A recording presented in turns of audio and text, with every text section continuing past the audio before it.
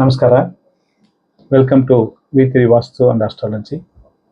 ಮೊದಲನೇದಾಗಿ ಹೊಸ ವರ್ಷದ ಯುಗಾದಿ ಶುಭಾಶಯಗಳು. ಈ ಹೊಸ ವರ್ಷಕ್ಕಾಗಿ ಯುಗಾದಿಗಾಗಿ ನಾವು ಒಂದೊಂದು ವಿಡಿಯೋ ಎಲ್ಲ ರಾಶಿಗೆ ಮಾಡ್ಕೊಂಡ್ಬರ್ತಾ ಇದ್ವಿ. ಹೀಗೆ ನಾವು ಮಾತಾಡೋದು ವಿಡಿಯೋ ಯಾವುದಂದ್ರೆ ಈ ಕನ್ಯಾ ರಾಶಿ. ಯಾಕಂದ್ರೆ ಎಲ್ಲ ರಾಶಿ ಯಾಕೆ ಸರ್ ನಮ್ಮ ರಾಶಿ ಮಾತ್ರ ಮಾಡಿಲ್ಲ ಅಂತ ತುಂಬ ಜನ ಕೇಳ್ತಾ ಇದ್ರು. ಸೊ ಅದಕ್ಕೆ ಕನ್ಯಾ ರಾಶಿಗೆ ಮಾತಾಡ್ತಾ ಇದ್ವಿ. ಈ ಕನ್ಯಾ ರಾಶಿನವರು ಫಸ್ಟಲ್ಲಿ ಯಾವ ವಿಷಯದ ಸಿಂಪಲ್ ಲೈಫ್, ಸಿಂಪಲ್ ಇರಬೇಕು, ಕರೆಕ್ಟಾಗಿ ಹ್ಯಾಪಿಯಾಗಿ ಇರಬೇಕು ಅಂತ ಗುಣರಾಶಿ ಇರೋದಂದ್ರೆ ಈ ಕನ್ಯಾ ರಾಶಿನವರು. ಯಾವ ವಿಷಯ ಆದ್ರೂ ಲಾಜಿಕಲಿ ಯಥಾವತ್ತವಾಗಿ ಮಾತಾಡೋದು ಇಂಥ ರಾಶಿನವರು. ಇವ್ರು ಹೆಂಗಿರ್ತಾರಪ್ಪ ಈ ವಯಸ್ಸಿಗೆ, ಯಾವ ಥರ ಫಲ ಇದೆ ಅನ್ಕೊಂಡ್ರೆ, ಮಕ್ಕಳ ವಿಷಯದಲ್ಲಿ ತುಂಬ ಚೆನ್ನಾಗಿ ಚೇಂಜಸ್ ಕಂಡು ಬರ್ತವೆ. ಯಾಕಂದರೆ ಮೇ ತಿಂಗಳಲ್ಲಿ ಈ ಗುರು ಪ್ಲಾನೆಟ್, ಗುರುಗ್ರಹ 10ನೇ ಮನೆ ಮಿಥುನ ರಾಶಿಗೆ ಬರ್ತಾರೆ. ಮಿಥುನ ರಾಶಿನೂ ಈ ಕನ್ಯಾ ರಾಶಿಗೂ ರಾಶಿಯಾಧಿಪತಿ ಬುಧ. ಸೊ ಅದಕ್ಕೆ ಈ ಚಿಕ್ಕ ಮಕ್ಕಳು ಇಂಥ ಚೈಲ್ಡಿಶ್ ಒಂಥರ ಸರಿ ಓದಿಲ್ಲ ಸರ್ ಅಂತ ಫೀಲ್ ಮಾಡೋದಕ್ಕೆ ಇದು ಒಳ್ಳೆ ಟೈಮ್. ಮಕ್ಕಳು ಚೆನ್ನಾಗಿ ಓದ್ತಾರೆ, ನೀವೇ ಅದು ನೋಡ್ಬಿಟ್ಟು ಒಂಥರ ಚೇಂಜಸ್ ನೋಡ್ಬೋದು. ಇದು ಒಳ್ಳೆ ವಿಷಯ, ನೋಟ್ ಮಾಡ್ಕೋ ವಿಷಯ. ಆಮೇಲೆ ಶನಿ ಮಹಾತ್ಮ 30ನೇ ತಾರೀಕು ಯುಗಾದಿ ಇರೋದು. 29ನೇ ತಾರೀಕಿಗೆ ಶನಿ ಮಹಾತ್ಮ ಕುಂಭದಲ್ಲಿಂದ ಮೀನರಾಶಿಗೆ ಹೋಗ್ತಾರೆ. ಸೊ ಮೀನರಾಶಿ ಇದು ಎಕ್ಸಾಕ್ಟ್ಲಿ ಆಪೋಸಿಟ್ 7ನೇ ಮನೆ ರಾಶಿ. ಅವಾಗ ಏನಾಗ್ತವೆ, ಈ ಶನಿ ಮಹಾತ್ಮ ಡೈರೆಕ್ಟ್ ಸಮಸಪ್ತವಾಗಿ ಈ ರಾಶಿಗೆ ದೃಷ್ಟಿ ಬೀಳುತ್ತವೆ. ಅಯ್ಯೋ ಶನಿ ಮಹಾತ್ಮ ದೃಷ್ಟಿ ಬೀಳುತ್ತೆ ಏನಾದ್ರು ಭಯ ಬೇಕಾಗಿಲ್ಲ. ಯಾಕಂದ್ರೆ ಅದು ಒಳ್ಳೆ ವಿಷಯಕ್ಕೆ ಅಂತ ಅನ್ಕೋಬಹುದು. ಇದ್ರಲ್ಲಿ ಏನಾಯ್ತಂದ್ರೆ, ಇಷ್ಟು ದಿವಸ ನಿಮ್ಗೆ ಯಾರು ಎನಿಮಿ ಇದ್ರೋ ಅವರು ಆಟೋಮೆಟಿಕ್ ಆಗಿ ಫ್ರೆಂಡ್ ಆಗ್ಬಿಡ್ತಾರೆ. ಅವರೇ ಈ ತನಕ ಮಾಡೋಕ್ಕಾಗಲ್ಲ ಅಂದ್ಬಿಟ್ಟು ನಿಮ್ಮ ಗುಣಗಳು ತಿಳ್ಕೊಂಡು ಫ್ರೆಂಡ್ ಆಗಿ ಚೇಂಜ್ ಆಗೋಕ್ಕೆ ಚಾನ್ಸಸ್ ಇದೆ. ಇಷ್ಟು ದಿವಸ ವೈಫ್ ಒಂಥರ ಮನೆ ಬಿಟ್ಟು ಹೋಗಿದ್ದಾರೆ ಸರ್, ಅವ್ರ ಮನೆಗೆ ಹೋಗ್ಬಿಟ್ಟಿದ್ದಾರೆ, ನಮ್ಮ ಹತ್ರ ಸರಿಯಾಗಿ ಮಾತಾಡ್ತಿರಲ್ಲ, ಇಂಥ ಸಿಚುವೇಶನ್ ಇರೋರು ಈ ಟೈಮಲ್ಲಿ ಅವರೇ ವಾಪಸ್ಸಾಗಿ ಎಲ್ಲ ಮರ್ತ್ಬಿಟ್ಟು ವಾಪಸ್ ಬರ್ತಾರೆ. ಸೊ ಕನ್ಯಾ ರಾಶಿನವ್ರಿಗೆ ಇದು ಒಳ್ಳೆ ಫಲ. ಆಮೇಲೆ ಏನೋ ಬಿಲ್ಡಿಂಗ್ ಕಟ್ಟಿರ್ತೀರಾ, ಇನ್ನು ಕನ್ಸ್ಟ್ರಕ್ಷನ್ ಅರ್ಧ ನಿಂತಿದೆಯಾ, ಫೈನಾನ್ಷಿಯಲ್ ಪ್ರಾಬ್ಲಮ್, ಏನೋ ಒಂದು ತೊಂದರೆ ಪ್ರಾಬ್ಲಮ್ ಇದೆ ಅಂದರೆ ಇಂಥ ಮನೆಗಳಿಗೆ ಶುರು ಮಾಡೋ ಟೈಮ್ ಚೆನ್ನಾಗಿ ಬರ್ತವೆ. ಅದು ಏನು ಪ್ರಯತ್ನ ಮಾಡಬೇಕು ನೀವು ಪ್ಲ್ಯಾನ್ ಮಾಡ್ಬೋದು. ಯಾಕಂದರೆ ಒಳ್ಳೆ ಟೈಮ್ ಇರ್ಬೋದು, ಎಲ್ಲ ಮಾಡ್ಕೋಬೇಕು. ಏನೋ ಕಟ್ಟೋ ಟೈಮಲ್ಲಿ ಯಾವುದೋ ಒಂದು ವಿಚಾರದಲ್ಲಿ ತೊಂದರೆ ಬಂದಿರ್ತವೆ, ಡಾಕ್ಯುಮೆಂಟ್ ಇಶ್ಯೂನೋ ಇಲ್ಲ ಫೈನಾನ್ಷಿಯಲ್ ಇಶ್ಯೂನೋ ಇಲ್ಲ ಫ್ಯಾಮಿಲಿ ಇಶ್ಯೂನೋ ಏನೋ ಒಂದು ವಿಷಯಕ್ಕಾಗಿ ನಿಂತಿರ್ತವೆ. ಸಮಾಧಾನವಾಗಿ ಇದು ಸ್ವಲ್ಪ ಆಗುತ್ತೆ, ತುಂಬ ಚೆನ್ನಾಗಿ ಆಗಿ ಬರ್ತವೆ. ತುಂಬ ಜನ ಇಷ್ಟು ದಿವಸ ನೋಡಿ, ಸ್ವಲ್ಪ ಕನ್ಯಾ ರಾಶಿನವರು ವಯಸ್ಸು ಒಂದು 55-60 ನಿಯರಿಂಗ್ ಇದ್ರೂ ಕೆಲಸದ ಇದ್ಬಿಟ್ಟು ದುಡಿದಿರೋದೆಲ್ಲ ಖರ್ಚು ಮಾಡಿರ್ತಾರೆ. ಬಟ್ ಈಗ ಯೋಚನೆ ಬರುತ್ತೆ, ನಮಗೊಂದು ಮನೆ ಬರಬೇಕಂತ. ಮೋಸ್ಟ್ ಆಫ್ ದ ಕನ್ಯಾ ರಾಶಿನವರು ಮನೆ ತಗೊಳ್ತಾರೆ. ಇದು ಒಳ್ಳೆ ವಿಷಯ, ಇಟ್ಸ್ ಎ ಗುಡ್ ಆಪರ್ಚುನಿಟಿ. ಇದು ಅವಾಯ್ಡ್ ಮಾಡಬಾರ್ದು. ಈ ಶನಿ ಮಹಾತ್ಮ ಸಮಸಬ್ಧವಾಗಿ ಹೋಗೋ ವಿಷಯದಲ್ಲಿ ಅಟ್ಲೀಸ್ಟ್ ಮೋಸ್ಟ್ ಆಫ್ ಪೀಪಲ್ಸ್ ಕಟ್ಟಿರೋ ಮನೆ ತಗೊಳ್ತಾರೆ. ಕನ್ಸ್ಟ್ರಕ್ಷನ್ಗೂ ಕಟ್ಟಿರೋ ಮನೆ ಜಾಸ್ತಿ ತಗೊಳ್ತಾರೆ. ಅಪಾರ್ಟ್ಮೆಂಟ್ ಅಥವಾ ಏನೋ ಹಳೆ ಮನೆ ಇದ್ದು ತಗೊಂಡು ರೆನೋವೇಟ್ ಮಾಡೋದು ತುಂಬ ಚೆನ್ನಾಗಿದೆಯಾ. ಇದು most of the people around 70 to 80% of ಕನ್ಯಾ ರಾಶಿನವರು ಮನೆ ತಗೊಳ್ತಾರೆ. ಆಮೇಲೆ ಈ ಪ್ರಾಪರ್ಟಿ ಯಾವುದೋ ಒಂದು ನಮ್ಗೆ ಲ್ಯಾಂಡ್ ತಗೋಬೇಕು, ಜಮೀನು ತಗೋಬೇಕು ಅಂತ ವಿಷಯ ಈಗ ಈಸಿಯಾಗಿ ತಗೊಳ್ತಾರೆ. ತಗೊಂಡಿದ ತಕ್ಷಣ ಇಮ್ಮಿಡಿಯೇಟ್ ಆಗಿ ತುಂಬ ಜನ ಇದು ಮಾಡ್ಕೊಳ್ತಾರೆ, ಸರ್ ಕೆರೆ ಪ್ರಶ್ನೆ ಜಾಸ್ತಿ ಮಾಡ್ಬೋದು, ನಿಮ್ಮ ಮನೆ ಪೂಜೆ ಮಾಡಿಕೊಂಡು ಮನೆಗೆ ಹೋಗೋ ಚಾನ್ಸಸ್ ತುಂಬ ಚೆನ್ನಾಗಿ ಕಂಡು ಬರ್ತವೆ. ಹೊಸ ಕಾರು ಮತ್ತು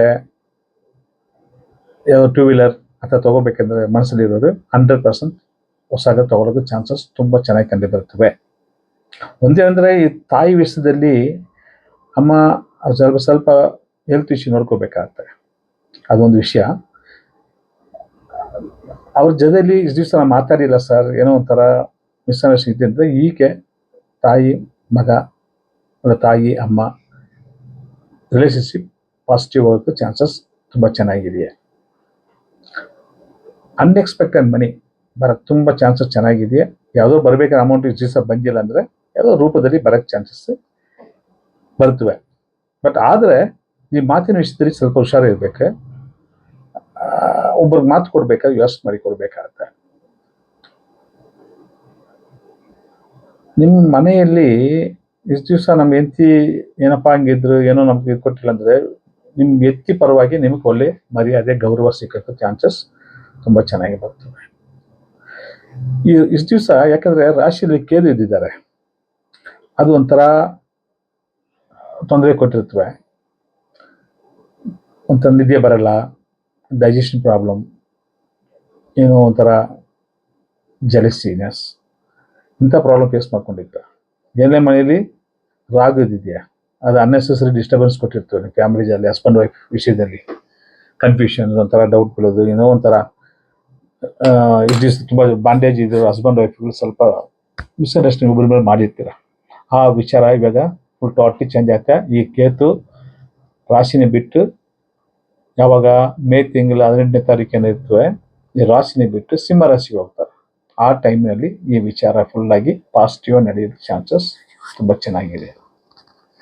ಬಟ್ ಒಂದು ವಿಷಯ ಏನಪ್ಪ ಅಂದರೆ 10ನೇ ಮನೆಯಲ್ಲಿ ಗುರು ಬರೋದು ಈ ಕೆಲಸದ ವಿಷಯದಲ್ಲಿ ತುಂಬ ಚೇಂಜಸ್ ಕೊಡ್ತವೆ.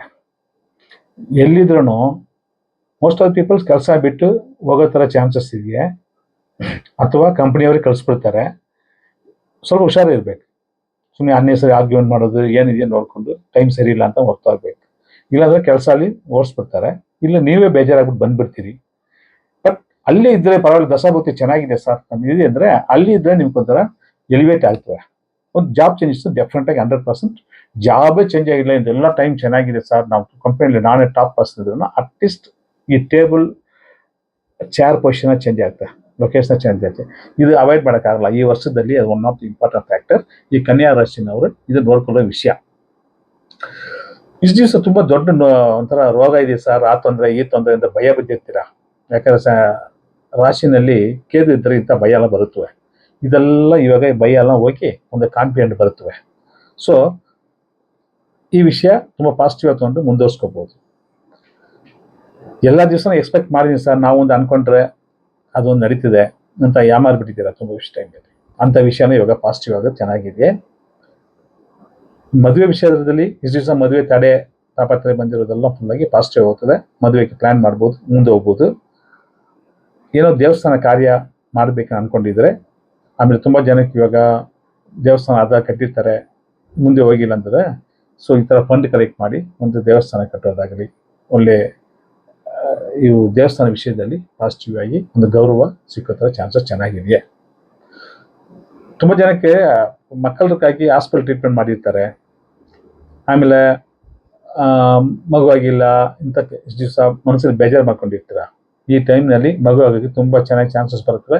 ಎಂಥ ಟ್ರೀಟ್ಮೆಂಟ್ ಆಗಲಿ ಪ್ಲ್ಯಾನ್ ಮಾಡಿ ಪರ್ಫೆಕ್ಟಾಗಿ ಹೋಗ್ತವೆ.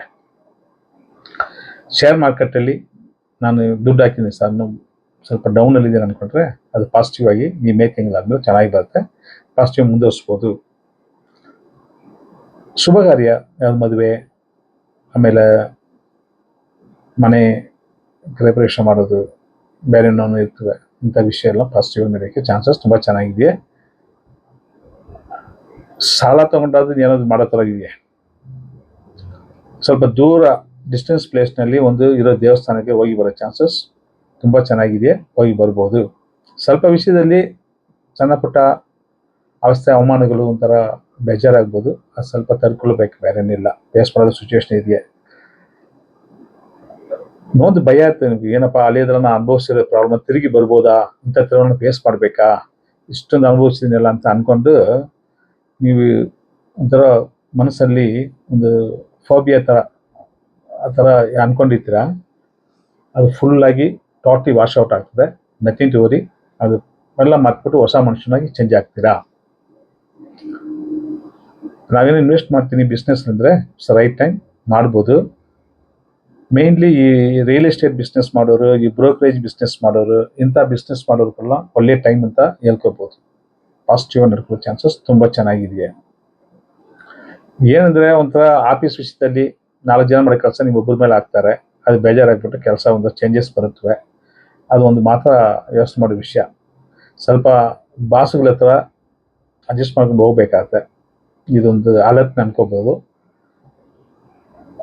ಹೊಸ ಮನೆ, ಹೊಸ ಪ್ರಾಪರ್ಟಿ, ಗಾಡಿ ಅಂತ ವಿಷಯ ತಗೊಳ್ಳೋದು ಚಾನ್ಸಸ್ ಇದೆಯಾ? ಸೊ ಒಂದು ಏನಂದ್ರೆ, ಈ ಪರಿಹಾರವಾಗಿ ಏನು ಮಾಡ್ಬೇಕಂದ್ರೆ, ಸ್ವಲ್ಪ ಗಣೇಶನ ಪ್ರೇ ಮಾಡೋದು ಉತ್ತಮ. ಬುಧವಾರ ದಿವಸ ಗಣೇಶನ ಪ್ರೇ ಮಾಡಿದ್ರೆ ಒಳ್ಳೆ ಚೆನ್ನಾಗಿ ಸ್ವಲ್ಪ ಇಂಥ ನೆಗೆಟಿವ್ ವಿಷಯದಲ್ಲಿದ್ದು ಸ್ವಲ್ಪ ಎಸ್ಕೇಪ್ ಆಗ್ಬೋದು. ಅದೇ ಥರ ಪಾಸಿಟಿವ್ ವಿಷಯ ಆಗೋ ವಿಷಯ ನಾವು ಪಡ್ಕೋಬಹುದು ಅಂತ ಹೇಳಿ ಈ ವಿಡಿಯೋನ ಮುಕ್ತಾಯವಾಗ್ತೀವಿ. ನಮಸ್ಕಾರ.